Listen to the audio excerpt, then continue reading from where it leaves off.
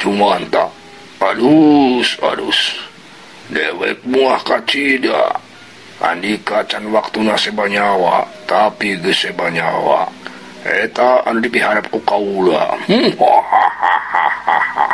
Cek soratan katinggalan anu si horeng teh Prabu Gandawisesa. Sumuhun Kanjeng Prabu, atur nuhun, tapi sim abdi aya pamundut Kanjeng Prabu. Cek Bah Jumanta bari katempo acong-acongan nyembah. Hayang naon sia Jumanta? Tanya Prabu Gandawisesa, tapi bari angger teu nembongan wujudna. Sim abdi hoyong digatosan deui artos anu ical teh Kanjeng Prabu. Malah hoyong langkung seueur deui, cek Bah Jumanta. Hade Jumanta, kukula pasti ditedunan ka hayang Andika.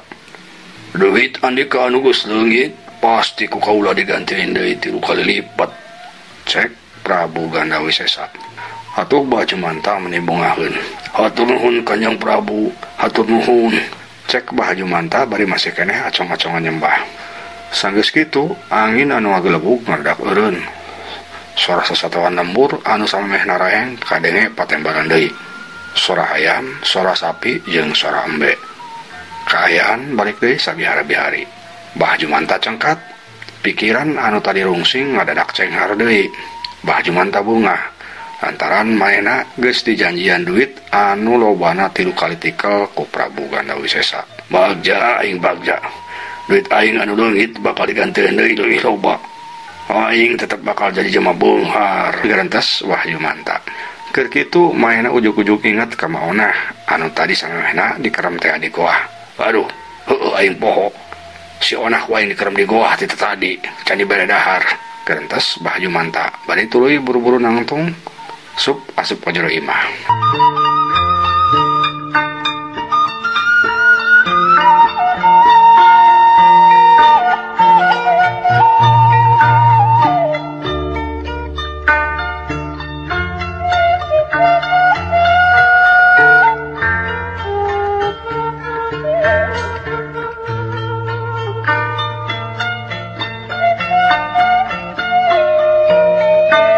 Ari maonah nah ti barang dikerem ku Bah Jumanta di jero goah, manehna bener-bener ambek.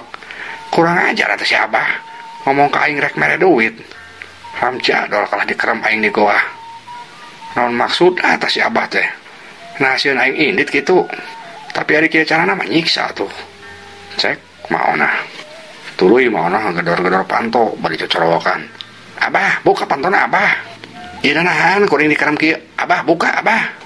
Cek maonah, tapi sakitu geus digedoran tarik boge, Bah Jumanta teu kadenge nembalan. Atuh maonah bener-bener ambek. Kurang ajar, eta ka mana manusa teh? Aduh, bener-bener teu boga rarasaan eta manusa. Cek maonah. Maonah ngahulang rada lila. Pikiranna jadi rusras kana teu pararugu. Boa-boa si Abah teh rek nyala wedor ti aing ya. Heueuh meureun, ngahaja aing tadi kerem kieu teh ambil mainna tenang. Heueuh sigana mah kitu. Mentang-mentang loba duit teh manusia teh. Awas belan bener kitu mah. Garantos maonah deui.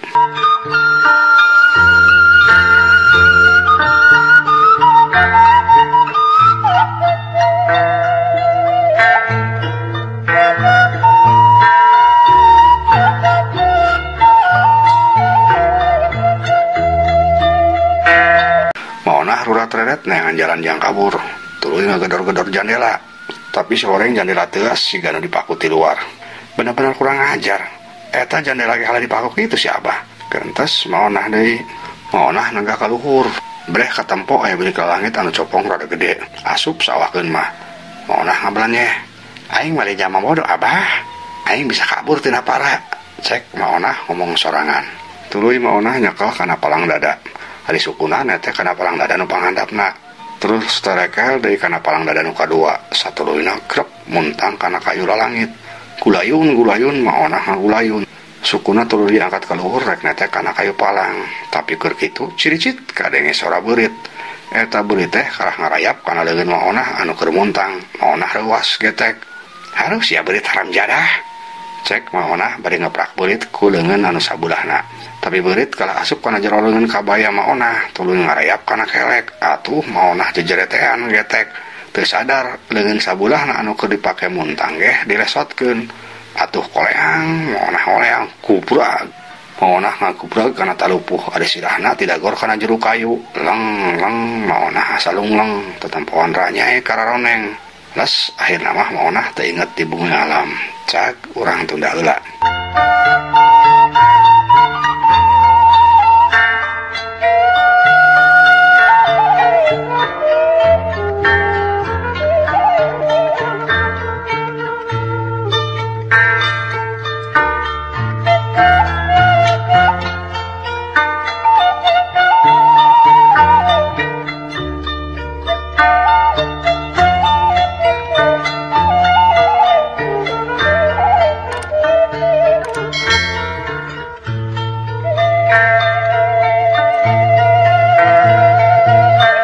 Ayeuna caturkeun kaayaan geus burit.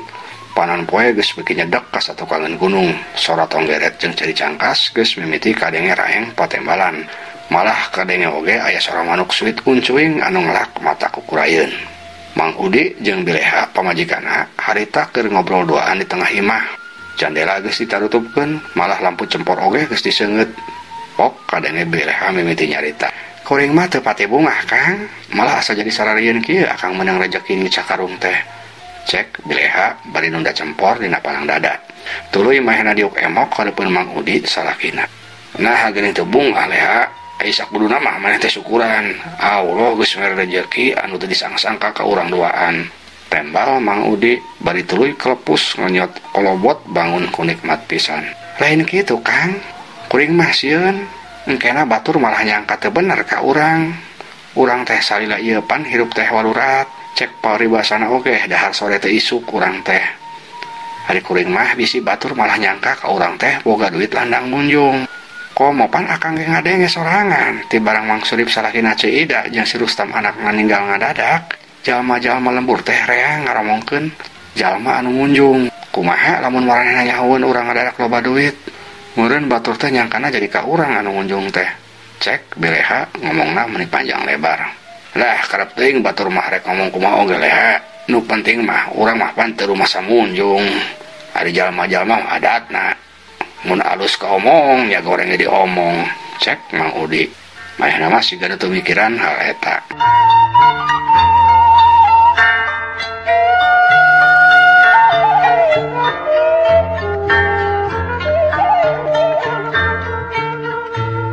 Keur kitu dur kadenge sora badug magrib di masjid. Mang Udi cengkat mareuman kolobotna. Tuluy ka kamar nyokot sarung jeung kopea teu lila kaluar deui. Akang rek ka masjid heula Leha, cek Mang Udi bari tuluy indit kaluar. Nya Kang, tapi ulah lila teuing di masjidna nya.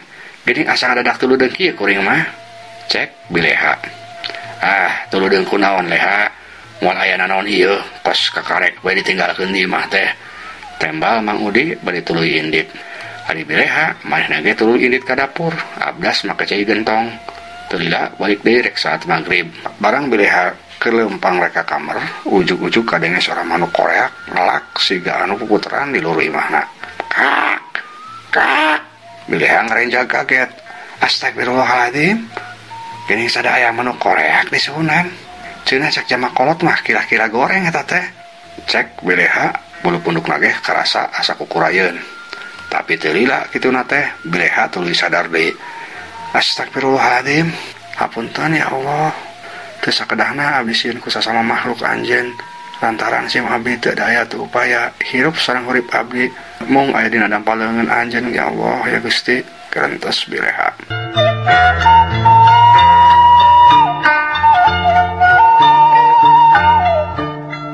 Aneh sanggeus bireha ngertos kitu kocak kadenge sadaya nu ngocehak tarik pisan. Tobat, ampun. Sorana sadak kadenge ti pipir imah, tapi siga anu ngajauhan. Beuki lila sadana beuki jauh pisan tulas teu kadenge deui. Bileha ngarenjag deui. Ari eta sora naon nya? Boa sora jin atau siluman sugan. Tapi da sigana mah ngajauhan deui. Cek bileha bari ngajentang keneh hareupeun kamar. Tapi satuluyna maehna buru-buru asup ka jero kamar. Tuluy salat magrib. Cag urang tunda heula.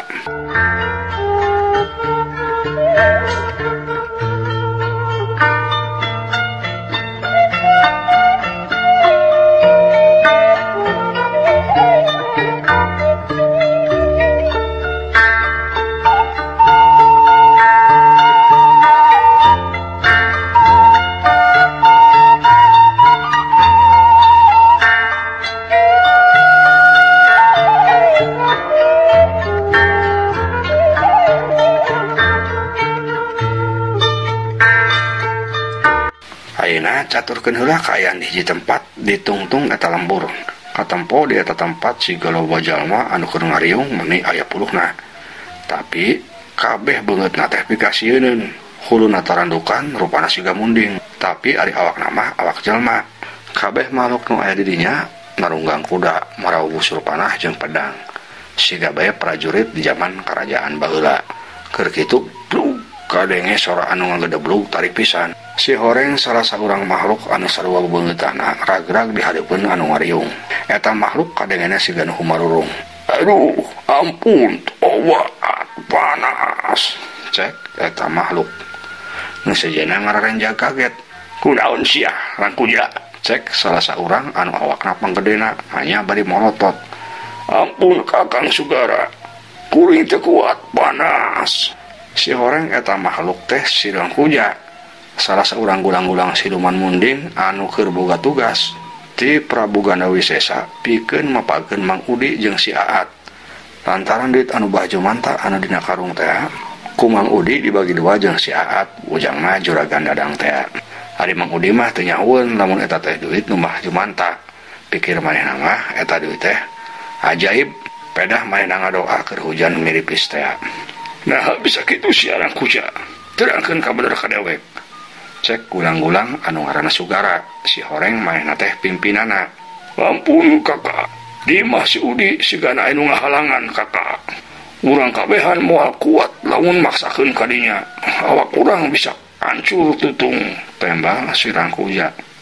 Sugara gahulang, ari dimah si Aat kumaha sia? Tanya Sugara deui.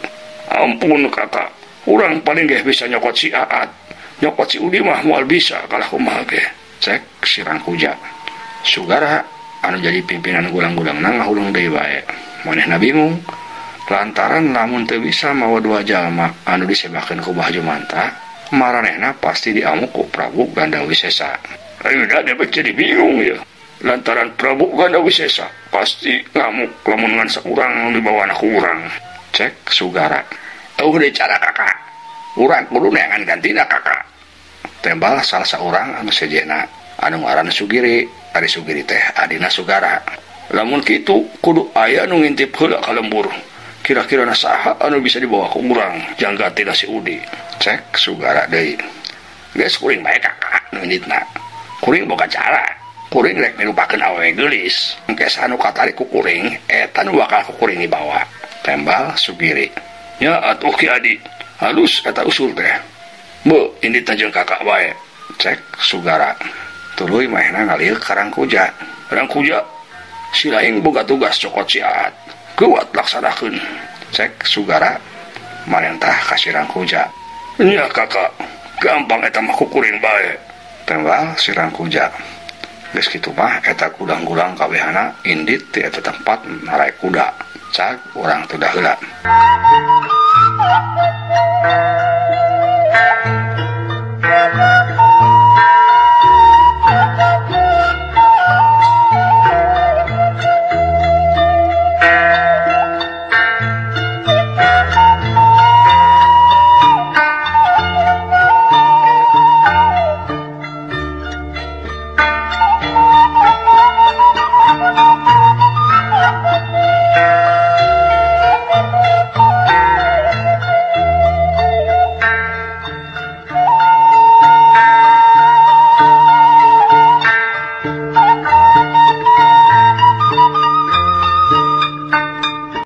Ayeuna urang caturkeun heula si Aat bujangna juragan dadang teh anu samemehna meunang duit sakarung ladang nipu ti Mang Udi teh.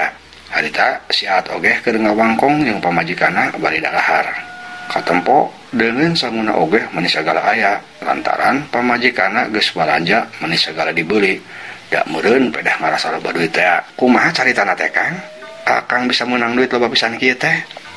Buat nang maling ya Kang? Tanya pamajikanna mimiti kadeng ngomong. Samemeh ngajawab si Aat ngaregot heula nginum.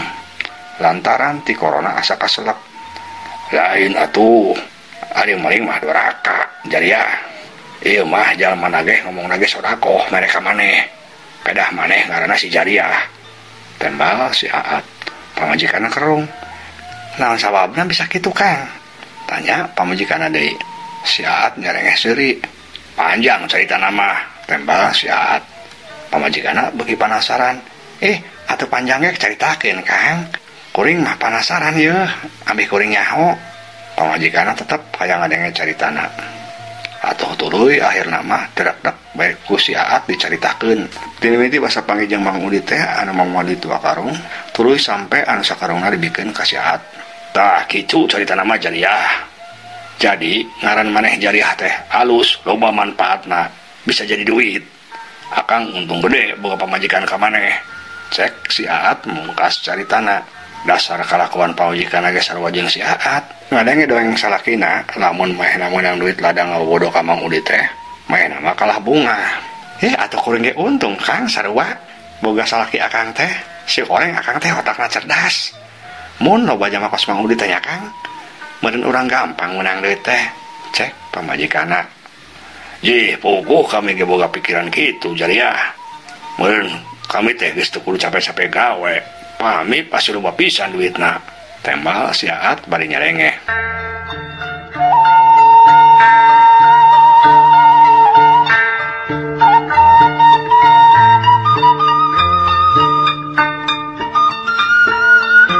Tapi keur kitu ujug-ujug siuk kadenge sora angin anu ngaglebuk meuni tarik pisan.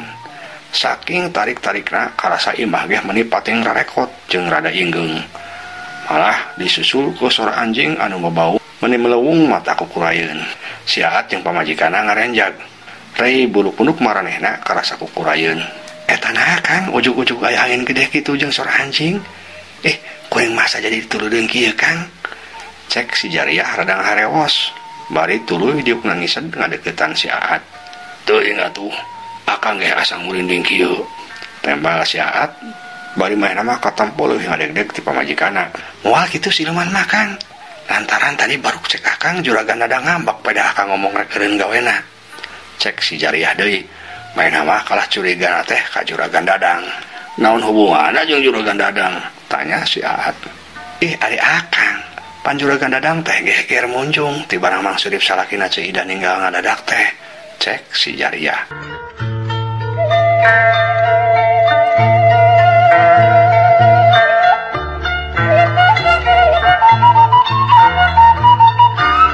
Karek ge si jariah ngomong kitu, ujug-ujug kadenge sora sepatu kuda anu pating kotoplak. Siga anu ngulingan imah si Aat. Atuh si Aat jeung pamajikanna beuki riwas bae. Tuh itu Kang. Sara kuda geuning siga ngulilingan imah urang Kang. Cek si jariah bari leungeunna ngagetet leungeun si Aat. Ari si Aatna teu ngajawab. Lantaran kumanehna mah katempo ujug-ujug aya haseup anu meledug asup tina sela-sela bilik. Eta haseup ku si Aat katempona muih muter ngagedean. Lila-lila ngabentuk hiji wujud anu pikasieun. Huluna siga hulu munding, ari awakna awak jelema. Ngan aneh, eta makhluk teh ngan katempona ku si Aat bae. Ari ku si jariah pamajikanna mah teu katempoeun. Si jariah mah ngan saukur ngarasa keung anu pohara. Cakakak eta makhluk teh kadenge seuri meuni nya kakak. Seiru jeung aing ka negara. Cek eta makhluk. Tapi sorana ngan kadenge ku si Aat bae. Ngadenge kitu si Aat meuni calawak bakat tingkusieun. Ari awakna ngagibrig siga anu tiris. Nampo kaayaan salakina kitu si jariah meuni leuwas. Kang Aat, kunaon Kang? Cek si jariah bari ngagebrig-gebrig awak si Aat. Tapi awak si Aat kalah keueuki ngagibrig. malah karasa tiis cubrak.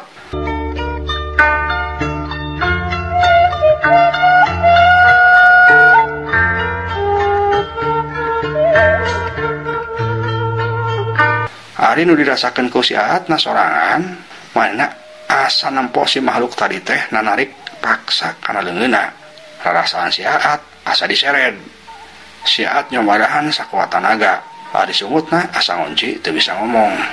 Si Aat ngarasa eleh tanaga ku eta makhluk. Kapaksa mahenan turkeun. Terus rarasaan si Aat leumpangna nobros kana bilik. Preh katempo ku manehna di luar geus loba jalma anu pikasieun. Di hadapan eta jalma-jalma aya salah sahiji kuda anu kosong. Kadenge jalma anu tadi nyered siaan nyentak deui ka si Aat. Geuwat sia naik kana kuda. Lamun teu dipodaran si aku aing. Cek eta jalma. Aneh sanajan hatena ngarasa embung, suku si Aat hideng ngalengkah. Tuluy celak naik kana kuda. Sanggeus si Aat diuk dina tongong kuda mah pretek kabeh kuda lumpat menuju curelatan dituturkeun ku sora angin anu ngaglebuk. Jeung sora anjing anu babaung. Beuki lila beuki jauh tungtungna malas teu kadenge deui.